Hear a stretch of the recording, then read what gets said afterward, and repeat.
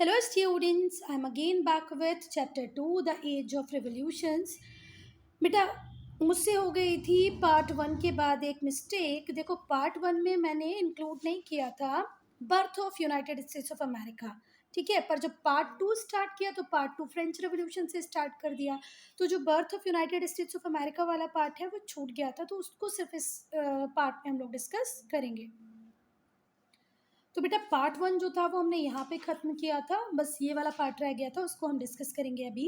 Birth of United states of America. देखो, जो treaty of Paris sign हुई, किस किस के बीच में साइन हुई थी? ब्रिटिश गवर्नमेंट और कॉलोनीज़ के बीच में साइन हुई। कब साइन हुई? 1783 में। अगर आपने फर्स्ट पार्ट देखा होगा तो देखा होगा अमेरिकन रिवोल्यूशन चल रहा था, बहुत सारे वॉर हो रहे थे। कुछ वॉर में ब्रिटिश आर्मी जीत रही थी, कुछ वॉर में अमेरिकन आर्मी जीत रही थी। तो फाइनली ये लोग ट्रीटी साइन करते हैं, ट्रीटी ऑफ पेरिस। कब साइन करते हैं बेटा? 1783 में।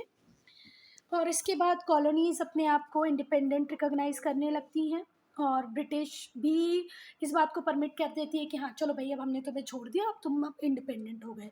तो 1783 में जो ट्रीटी ऑफ पेरिस साइन हुई, उसके अकॉर्डिंग जो कॉलोनीज़ थी वो अपने आप को कहती थी कि भैया अब हम इंडिपेंडेंट हो गए। इस बात के ऊपर मोहर ब्रिटिश ने भी लगा दी कि चलो अब तुम इंडिपेंडेंट। ये जो कॉलोनीज़ थी ये साथ में आई और इन्होंने बना लिया यूनाइटेड स्टेट्स ऑफ अमेरिका। जो यूएसए था उसे डिक्लेयर कर दिया गया एक रिपब्लिक। रिपब्लिक का मतलब क्या होता है बेटा? जहाँ पर आपकी जो हाईएस्ट पोजीशन होगी, जो हेड ऑफ द स्टेट होगा, वो क्या होगा? इलेक्टेड होगा। ठीक है, जो हेड ऑफ द स्टेट होगा वो क्या होगा? इलेक्टेड। अगर आप एक ऐसी कंट्री है तो आपको क्या कहा जाएगा? रिपब्लिक। इंडिया भी रिपब्लिक है क्योंकि इंडिया में प्रेसिडेंट के इलेक्शंस होते हैं। ऐसे यूनाइटेड स्टेट्स ऑफ अमेरिका में भी प्रेसिडेंट के इलेक्शन होते हैं। इट मीन्स वो क्या है? रिपब्लिक है। बाय द फेडरल कॉन्स्टिट्यूशन, इनके पास अपना एक कॉन्स्टिट्यूशन हुआ, was drafted for now independent colonies. जो अब आज़ाद हुई, स्वतंत्र हुई कॉलोनीज थी, उनके लिए कॉन्स्टिट्यूशन लिखा गया। The bill of rights is an important component, और इस कॉन्स्टिट्यूशन का जो मेजर कंपोनेंट था वो था बिल ऑफ राइट्स, जिससे ही हम इंस्पायर हुए और हमने फंडामेंटल राइट्स के नाम से हमारे कॉन्स्टिट्यूशन में फंडामेंटल राइट को इंक्लूड किया। ठीक है, ये गारंटी देता था, जो बिल ऑफ राइट था ये गारंटी देता था किस किस चीज़ की बेटा? राइट टू फ्रीडम की, राइट टू स्पीच की, राइट टू रिलीजन की, and justice to all American citizen. सारे अमेरिकन सिटीजन को बिल ऑफ राइट्स गारंटी देता था कि आपके पास राइट टू फ्रीडम भी है, राइट टू स्पीच भी है, राइट टू रिलीजन है, राइट टू जस्टिस है। ठीक है, अब हम डिड यू नो सेक्शन को पढ़ेंगे। बेटा ये है लिबर्टी बेल।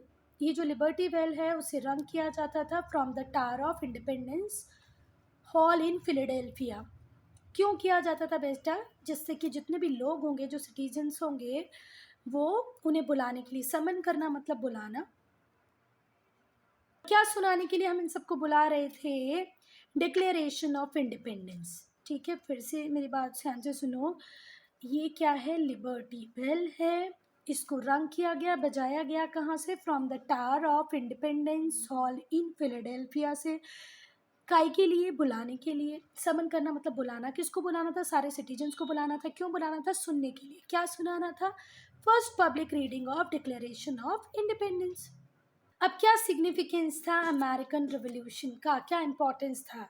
तो जो अमेरिकन कॉन्स्टिट्यूशन था वो फ्रीडम देता था सबको, ये डेमोक्रेसी के आइडिया की बात करता था, लिबर्टी की बात करता था, साथ ही साथ ये भी कहता था जितनी भी मेन हैं वो इक्वल है, उन सब के पास राइट टू लाइफ, लिबर्टी और हैप्पीनेस होना ही चाहिए। ये बेसिक राइट है, इन्हें हम एक मानव, एक इंसान के आसपास से निकाल नहीं सकते। मतलब ये राइट नहीं होंगे तो ह्यूमन का एग्जिस्टेंस भी नहीं होगा।